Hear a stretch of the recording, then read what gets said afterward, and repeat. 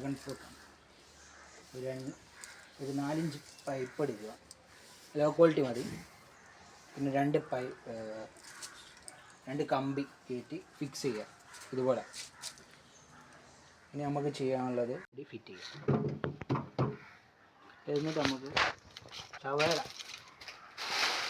ചവയല നടക്കുക. ആദ്യം ചവയല, പിന്നെ മണ്ണ്, ചകിരിച്ചോറ്, ആടും കാഷ്ടം, വേപ്പിൻ പിണ്ണാക്ക് എല്ലാം ഇട്ട് സെറ്റാക്കുക.